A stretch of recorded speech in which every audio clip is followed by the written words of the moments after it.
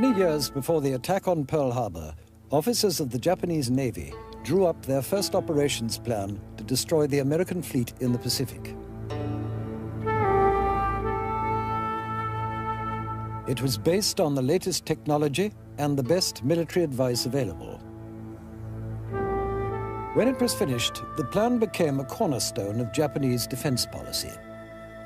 The date was August the 15th, 1907.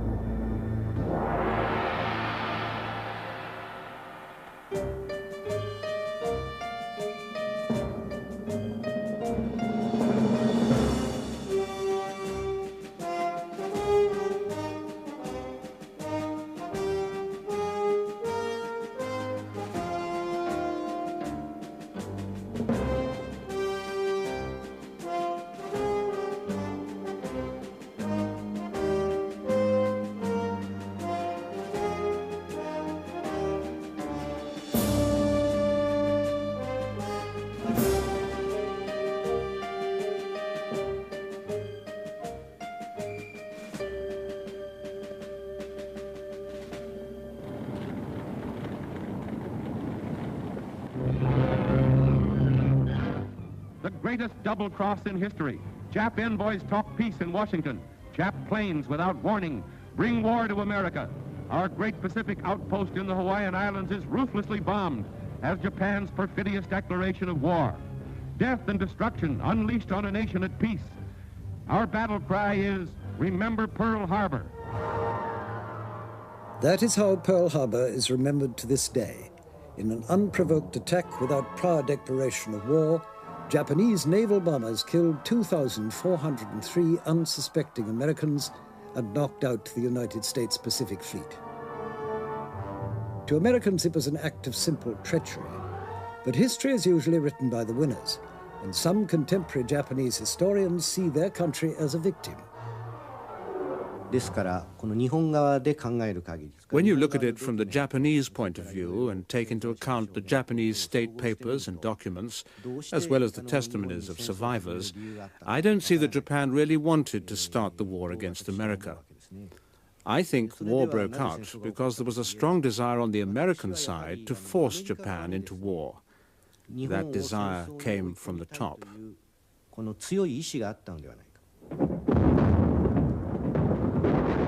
In Japanese eyes, America and the British Empire were major obstacles to Japan's territorial ambitions. Most of these were directed at the mainland of Asia, at China, where Japan had been at war since 1931. The roots of Japan's conflict with her neighbors go back to the 19th century, for Japan's road to war was also her struggle to come to terms with the ways of the West.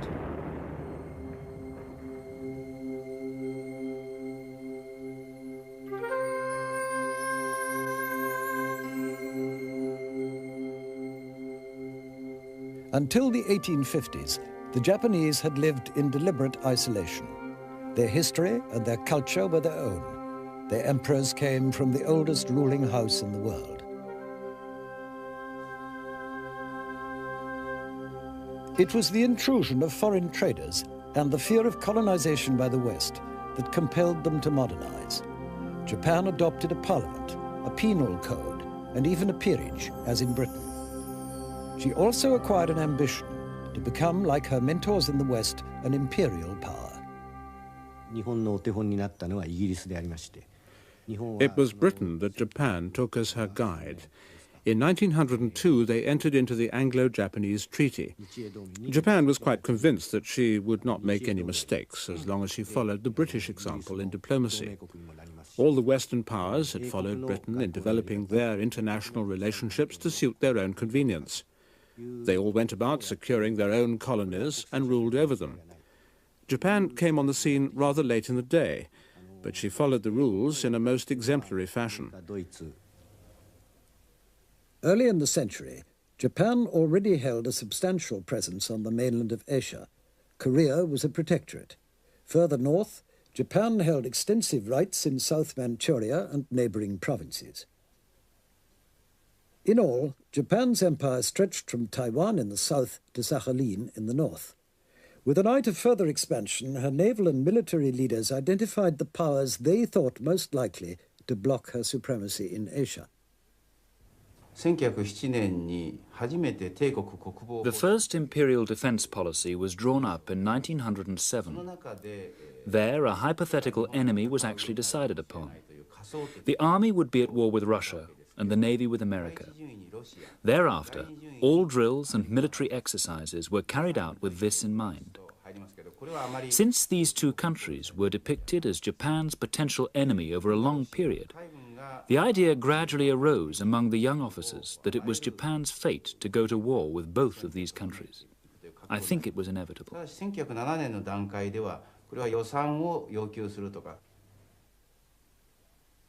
In 1904, Japan issued her first direct challenge to a Western power. In a territorial dispute over Port Arthur on the coast of mainland China, the Japanese army fought Imperial Russia for several months. It was one of the first wars to be recorded in moving pictures. On land, it was the Japanese who won. To save the day, Russia dispatched its Baltic fleet to the Far East. The fleet took 7 months to sail halfway round the globe, only to be wrecked in less than a day by Japanese warships. The world was impressed. Not for centuries had there been such a rapid rise to international power. There was special praise from Britain, whose alliance with Japan had been signed 2 years before. For the British had built the ships and trained the officers that defeated the Russians. Later, in the First World War, Japan fought on the side of the Allies, and in the victory celebrations in London, Japanese soldiers and sailors marched alongside their British and American comrades.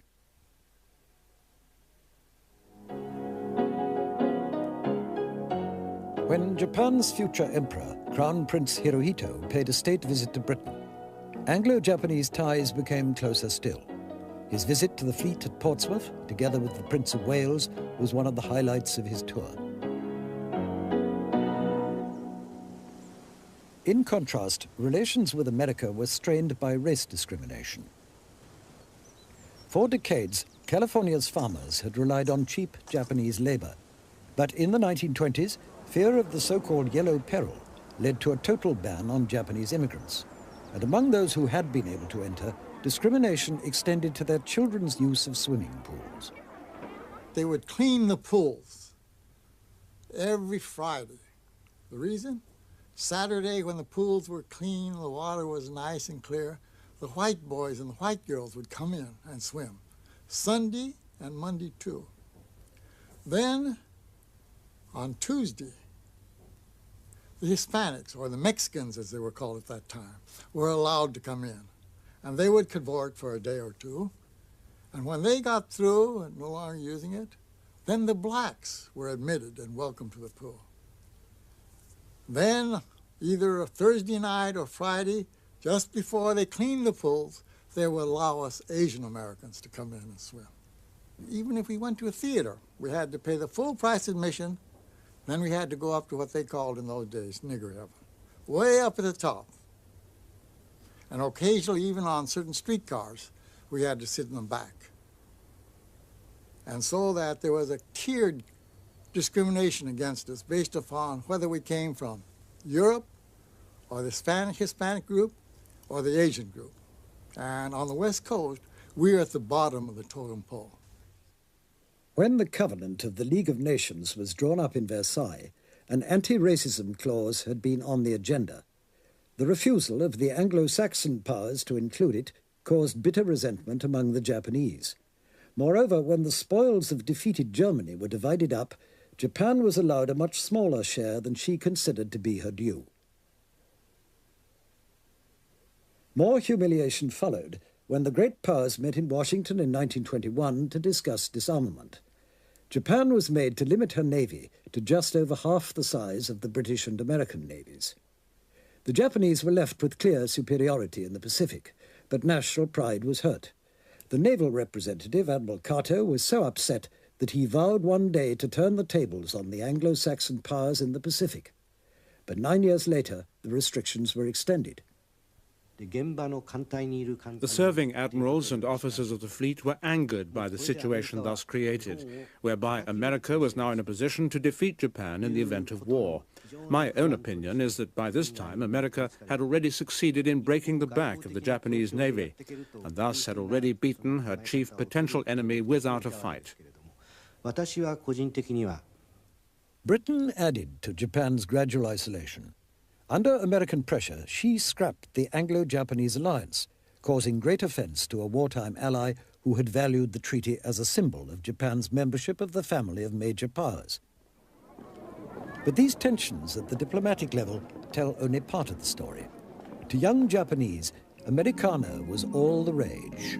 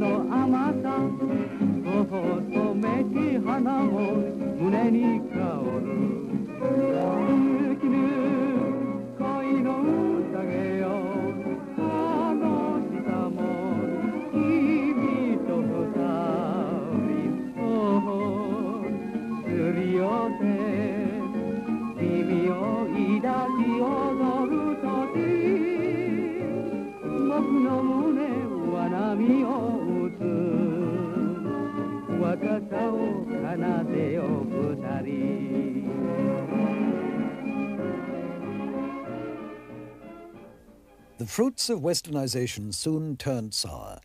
America's Great Depression in 1929 had a devastating impact on Japan, and Japanese nationalists blamed the attachment to Western values for the ills of their own society.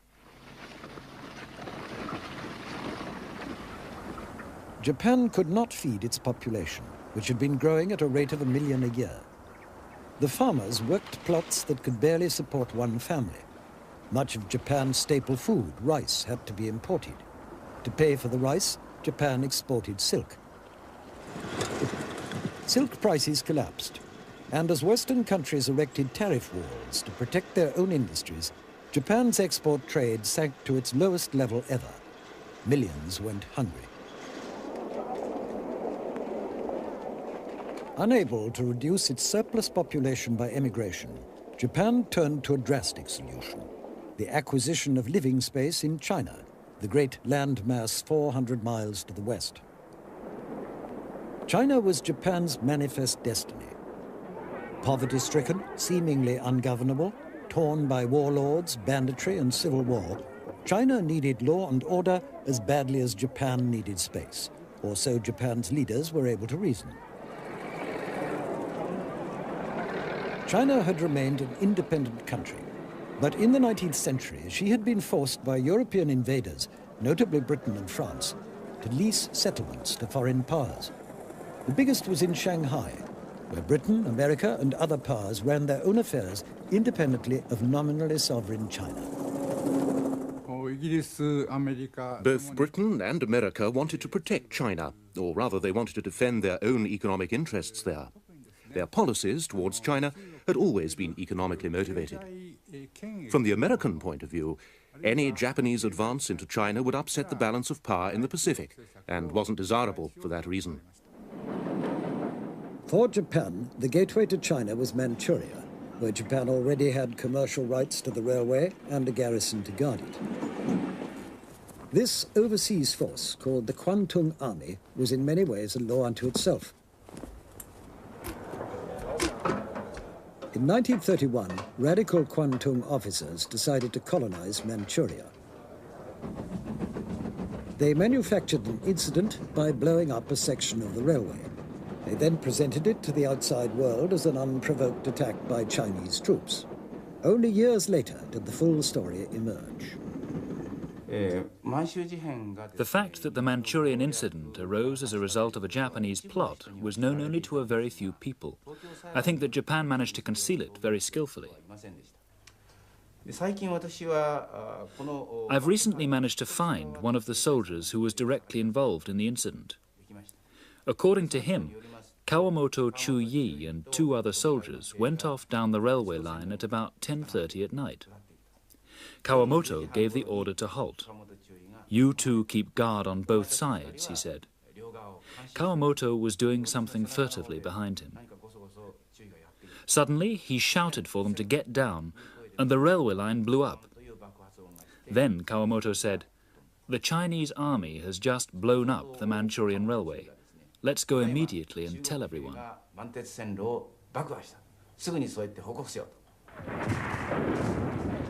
Within hours of the explosion, the fighting spread to the outskirts of Mukden, the capital and headquarters of the Kwantung Army. A senior staff officer there, Tadashi Katakura, recalls the need for a quick decision, whether to cover up and press on or withdraw. There was a meeting of the chiefs of staff, following a phone conversation with the army commander, who'd just returned.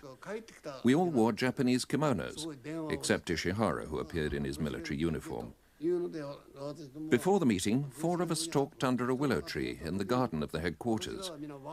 We agreed that it looked like a plot concocted by Ishihara and Itagaki, and we discussed what we ought to do. We agreed that unless we worked together to settle the incident, not only would the army have to retreat from Manchuria, but Japan would lose all rights and interests in the country. So, we decided to back the plotters. Unhindered by a weak and embarrassed government in Tokyo, the Kwantung Army swept across Manchuria. Manchuria became Manchukuo, a puppet state under Japanese protection. As titular head of state, Japan secured the services of Henry Puyi, the last emperor of China.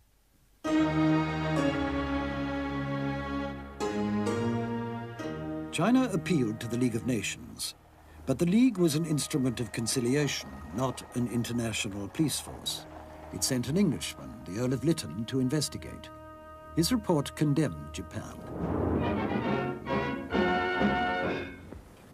Manchuria, you will see on this map, is a part of China situated north of the Great Wall.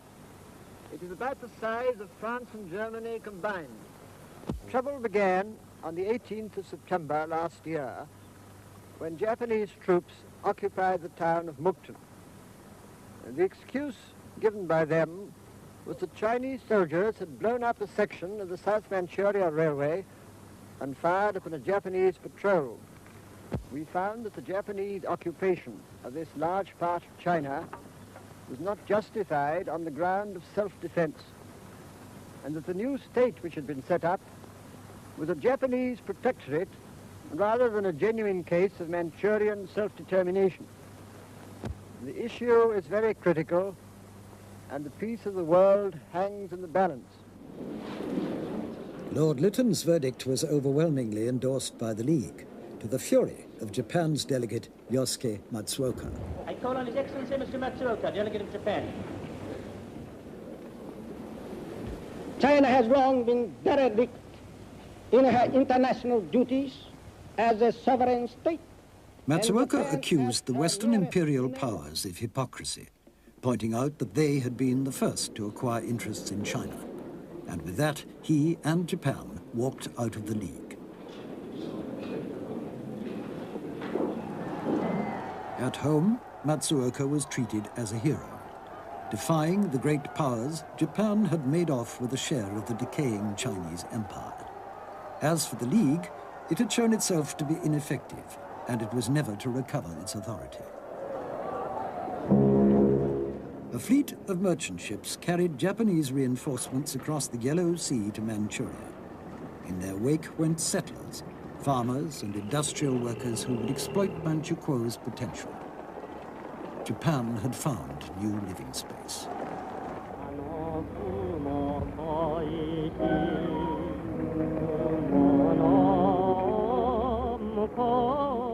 In propaganda films made to encourage civilian migration, Manchukuo was celebrated as a land of opportunity, where Japanese families could prosper, protected from Chinese bandits by the ever-watchful Kwantung Army.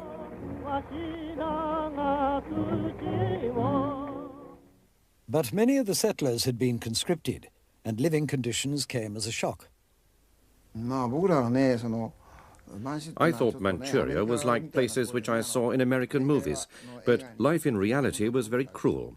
The weather was cold and food was bad. We couldn't eat Japanese food, only millet and barnyard grass. We Japanese have miso soup, but in their soup there was something sour and salty. Anyhow, there was no nutrition, only cold. Not only I, but everyone wanted to go home. But we'd been sent from home like soldiers. We couldn't give up so easily. In the house, we could see the stars through the holes in the ceiling. On a cold night, I needed padded bedding and an overcoat on top of that. Outside, there were wolves. I knew that I'd come to a horrible place. The local Chinese were treated severely. Some collaborated. Many worked as coolies for the Kwantung Occupation Army. In a remote area, some Chinese were doing roadworks. They escaped, but some Japanese soldiers caught them and tortured them, kicking and beating them in front of us. We were 15 or 16 years old. Those elderly Chinese men weren't young enough to be spies or anything like that. I was watching and wondering why they were doing such violent things to the Chinese people. Reflecting back, we used to think that the Japanese were a superior race. Chinese and Koreans were lower class. Even in our pioneer group, some of them despised the Chinese. We all did.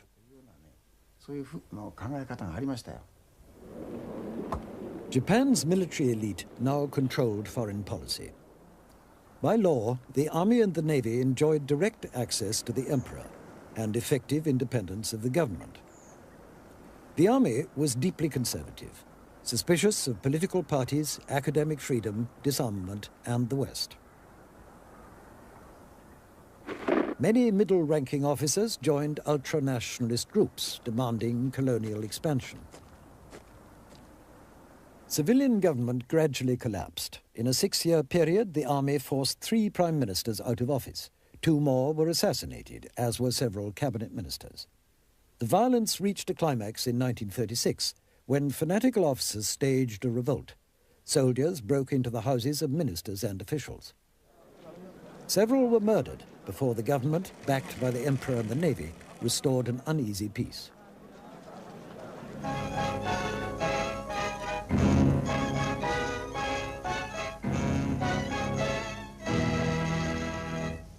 This cabinet in Tokyo has fallen victim to an attempt to seize power by a section of the Japanese army. Admiral Okada, the prime minister, was shot by assassins who forcibly entered his home. The veteran Count Saito was also shot. In these tragic circumstances, the recent speech by his son, Ambassador Saito, has a dramatic significance. Japan is a spoiled child who may go astray any moment, who may run amok at the slightest provocation.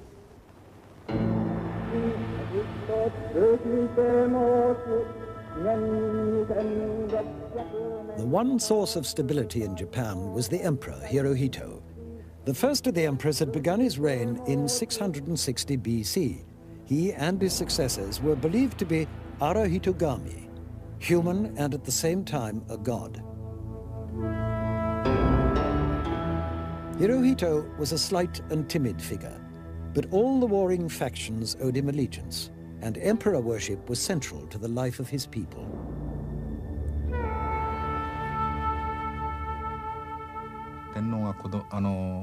Every school had to have a special little shrine called a Huanden, where the photographs of the emperor and empress had to be kept, together with a copy of the imperial rescript. Every time we passed in front of this little shrine, we had to perform a deep bow.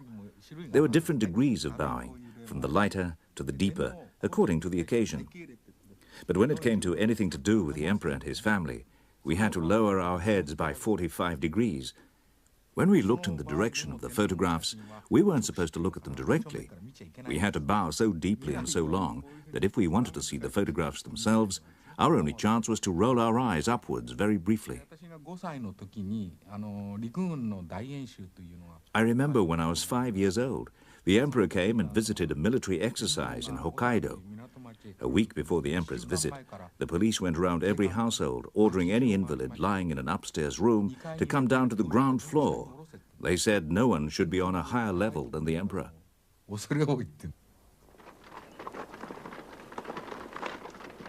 The Emperor's constitutional position was hedged about with ambiguities, but no one has ever denied that if he had cared to command, all Japan would have obeyed. After the war, Hirohito was made to renounce his godly status, but up to his death, his hold on the affections of his people was as strong as it had been in his days as the divine ruler of Japan.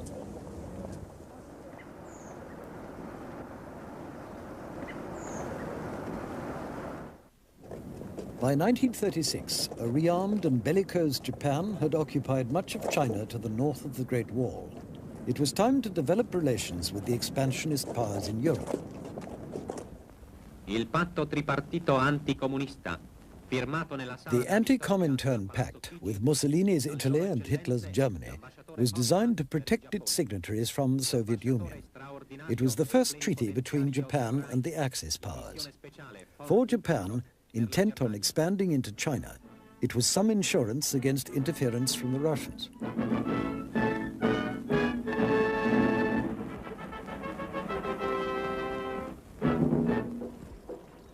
In Manchuria, the quality of iron ore and coal was poor, and the pressure to expand further was compelling. On July the 7th, 1937, a restless Japanese army turned a trivial incident into another opportunity of conquest. Several companies of Japanese infantry were training at night by the Marco Polo Bridge near Peking. They were divided into groups, one representing an imaginary enemy. At 10:30 p.m., the exercise had just ended. Within a minute, 2 or 3 shots came whizzing over our heads. These were shots from the Chinese soldiers on the embankment. You can generally tell the difference between blank and live ammunition. When it was fired, it made a bang and came straight over our heads, and we could hear the sound of it landing. Staff Sergeant Iwaya told the battalion commander what was going on, and the commander immediately ordered a muster. By this time, it was beginning to get light. 8th Company was ordered to advance again as far as Ryobyo, the place where they'd been the night before. When we got to the bridge, an enemy officer appeared and shouted, "Stop!" One of our officers went over to speak to him. "We've been ordered here as we were yesterday," he said. The Chinese officer said, "No way," and returned to his men. As soon as he got back, the Chinese started firing at us. I was the commander of the 3rd Light Machine Gun Platoon, and I'd already seen plenty of action. So I took a machine gun from a soldier and blazed away at the enemy, forcing them to pull back.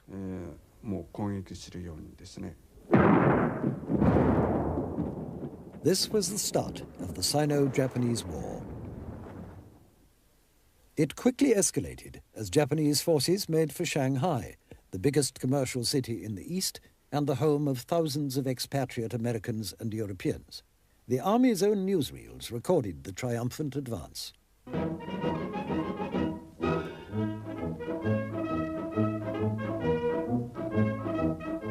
京関線石化層より西大鉄道に沿って山西省の首都太原に今皇軍堂々の大進軍が開始されました。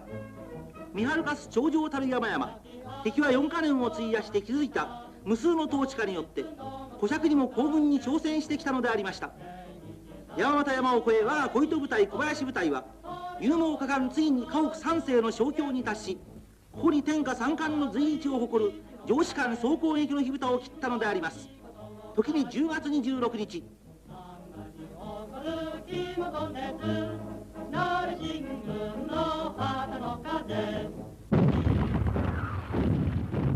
The fate of Manchuria had attracted little notice in the West.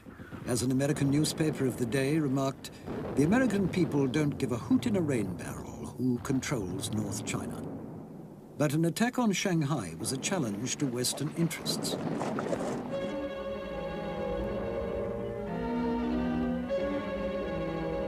Here's where it started. The Marco Polo Bridge, a few miles southwest of Peiping. A bridge destined to be as famous in China's fight for independence, no doubt, as the bridge at Concord is to American history. The first clash brings the pick of China's new army to the scene, this time determined to resist the invader, and the fat is in the fire. With Japan quickly pouring 20,000 men into the Peiping area, Chinese infantry forces are quickly reinforced. Greatest damage is caused by the Japanese bombing raids, with many parts of Chinese towns and cities reduced to a shambles. Wounded pour into the city from the outskirts, where the 29th Route Army threw back the Japanese after fierce fighting. Red Cross facilities are overtaxed, but the traditional rickshaw bears the brunt of the transfer of the wounded to the rear. But reinforcements go forward to bolster the heroic defense of the 29th Route Army. Within a month of the encounter at the Marco Polo Bridge, the assault on Shanghai began. The Navy struck first in amphibious landings. The Army followed. And then the bombing began. Thousands of Chinese civilians fled into the European enclaves. But there was no room for all the refugees.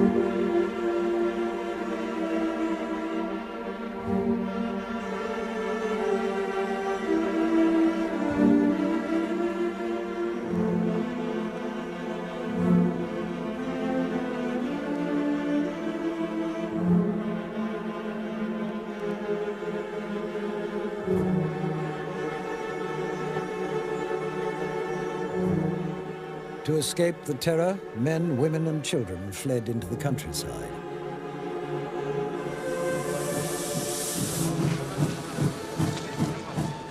The lucky ones got away in trains, but there were not enough trains.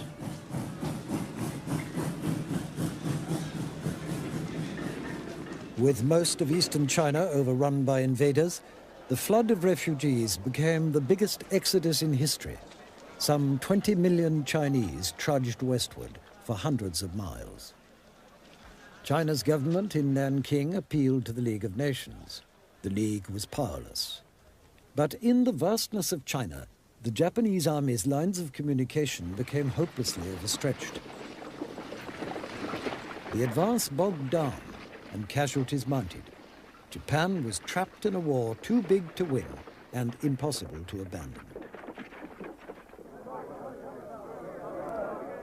Her soldiers were hardy and brave.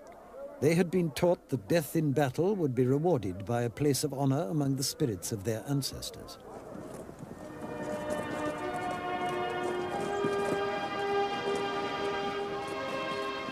The ashes of the war dead were brought back to Japan. In solemn ceremonies at a sacred temple, the Yasukuni Shrine, they were presented to bereaved families.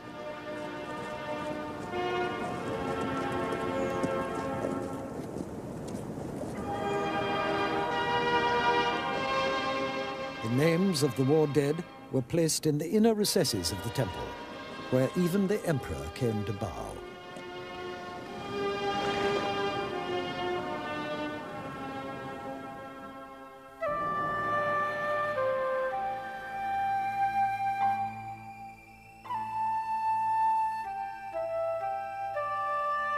Japan's ancient martial tradition demanded total obedience to superior orders. Surrender on the battlefield was profoundly dishonorable. A defeated enemy was beneath contempt, and this the citizens of China were now to discover. After the fall of Shanghai, the Japanese army pushed westward up the Yangtze Valley to the capital, Nanking. Nanking fell in December 1937. If Shanghai had been hell for the civil population, there is no name for what now took place. In 10 days, Japanese soldiers shot and bayoneted and beheaded tens of thousands of Chinese civilians and prisoners of war.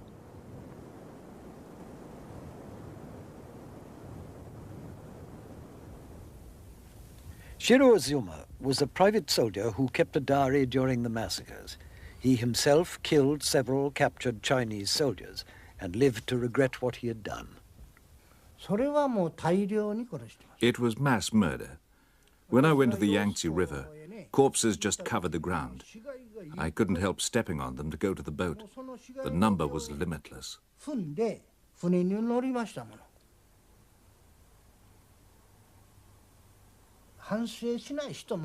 Some people never examine their conscience.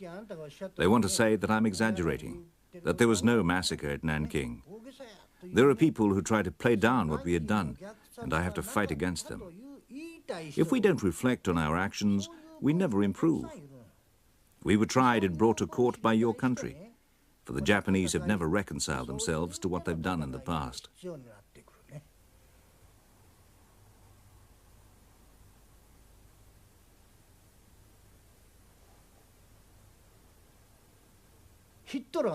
Hitler thought that the Germans were a chosen people and the Jewish race were inferior. They discriminated against other races too. We did the same. The Japanese were superior, the Chinese inferior. We used to call a Chinese person a kolo, a small stone. Let's kick it. We despised the Chinese. That's why we could be so cruel to them. Because we were so overpopulated, we didn't take human life seriously. We didn't respect ourselves, so why should we have cared for the Chinese? News of the atrocities had reached the West from doctors, missionaries, and journalists. In America, anti-Japanese feeling found an outlet in demands for economic sanctions. But President Roosevelt was determined not to provoke Japan. America showed its reluctance even to contemplate war when the U.S. gunboat Panay was sunk by Japanese aircraft while patrolling the Yangtze River. All that was needed to keep relations on an even keel was an apology and an offer of compensation from the government in Tokyo. It was a great mistake. It was an unintentional and unexpected occurrence. The Japanese government and people wished to express their sincerest and profoundest regrets to the American government and people on account of this deplorable incident. By the summer of 1938, the Japanese army had occupied all the seaports and the richer parts of China.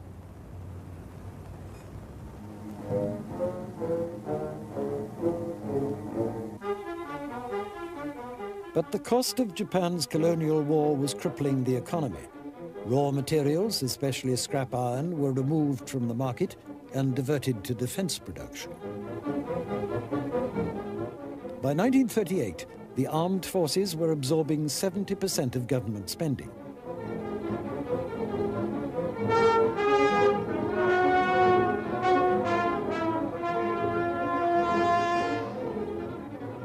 The results were spectacular. The army had 2,000 first-line aircraft, including fighter bombers as effective as any in Europe and America.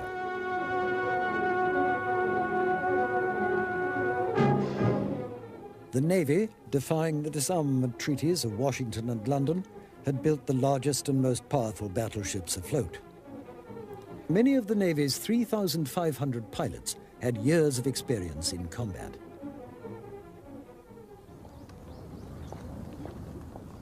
On the other side of the world, an equally formidable military power, Nazi Germany, invaded Poland. By May 1940, Hitler's Wehrmacht had overrun much of continental Europe. The Japanese were dazzled. Foreign Minister Matsuoka flew to Berlin to sign a new pact of mutual military support. Henceforth, Germany, Italy and Japan would spring to one another's defense if a co-signatory were attacked. But the meeting also endorsed the claims of the Axis powers to supremacy in Europe and Japan's right to impose a new order in Asia, for Japan now needed even further territorial advances to sustain her existing empire.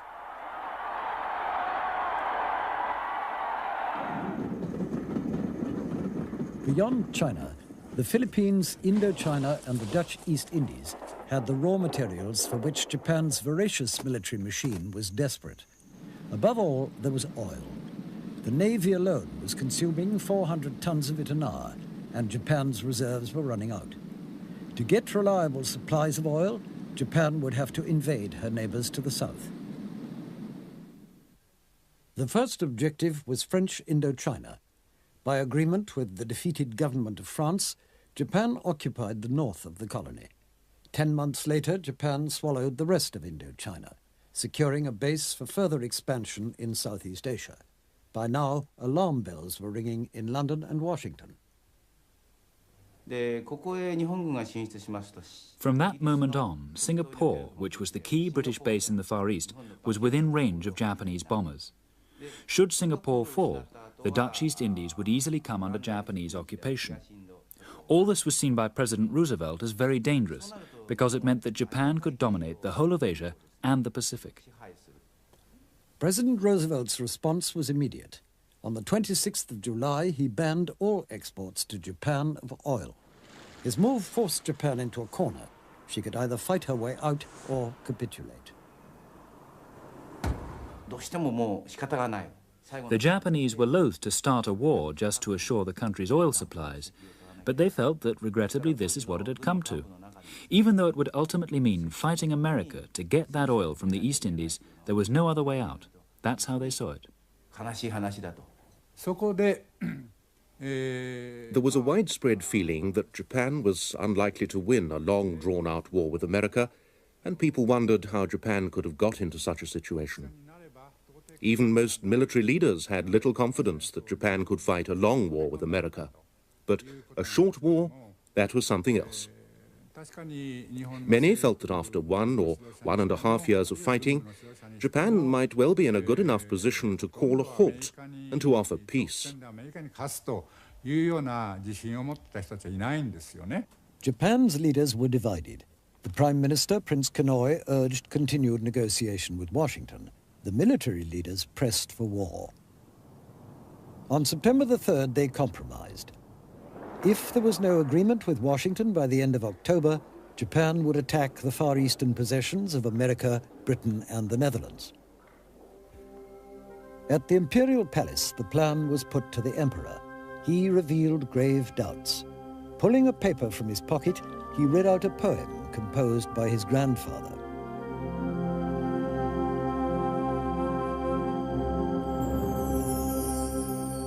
All the seas in every quarter are as brothers to one another. Why then do the winds and waves of strife rage so turbulently throughout the world? The Emperor didn't want war with America, but his position had always been to respect the established political system. I'm only speculating, but it may well be that if the Emperor had stepped in firmly and made clear his strong opposition to war, then it might not have happened. But he couldn't have done that. It would have meant setting a constitutional precedent. There was the danger of provoking a military revolt. The Army Minister, General Tojo, now took over the government, replacing Prince Kenoi. The deadline for negotiations was extended to the end of November, and a special envoy was sent to Washington to continue the talks. In a dramatic attempt to avert war in the Pacific, Saburo Kurosu comes as a special envoy of the Tokyo government.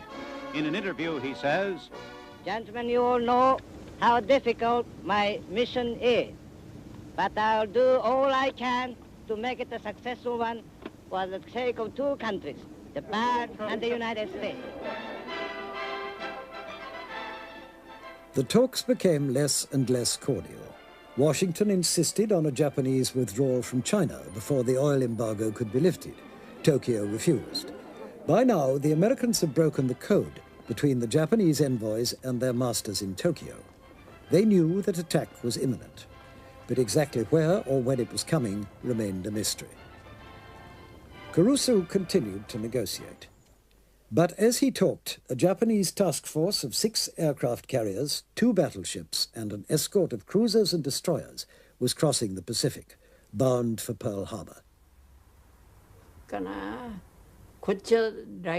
naval commander who drew up the operational plan for the attack on Pearl Harbor is still alive. In his Tokyo home, he has kept a model of the aircraft carrier from which he helped direct the attack. In order for us to succeed, the torpedoes had to find their target unimpeded. The water at Pearl Harbor is shallow, and there was a chance that the torpedoes might get stuck in the seabed. So we called in specialists who could sort this out for us. Secondly, we had to use large aerial bombs. We aimed to attack the harbor by horizontal penetration, so accurate knowledge of local landmarks was crucial. In an attack like this, it's more important to have a good pilot than a good bomb aimer. We also used high-speed bombs, which are smaller and easier to control. It was the use of these 3 main weapons that we had to perfect. The attack on Pearl Harbor caught the United States Pacific Fleet completely by surprise.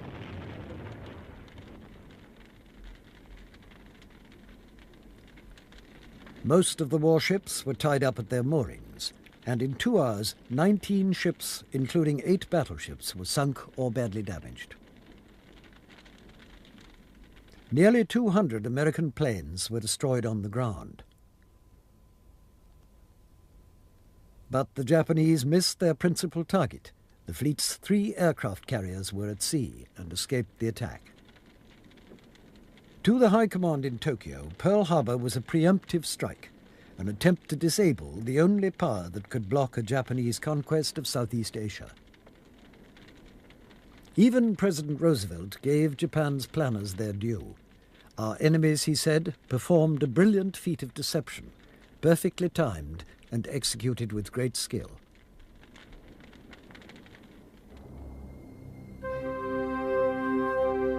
Four years later, the Japanese empire was in ruins. The military technology she had pursued so keenly had been turned against her, with lethal effect. Like Hiroshima and Nagasaki, Tokyo itself had been flattened by American bombers. Japan's new constitution was written by the victors.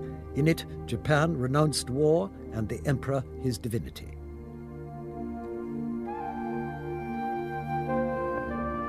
What Japan had aspired to was imperial grandeur in the European mold. Too late, she discovered that imperialism by military conquest was no longer an ambition the world could tolerate.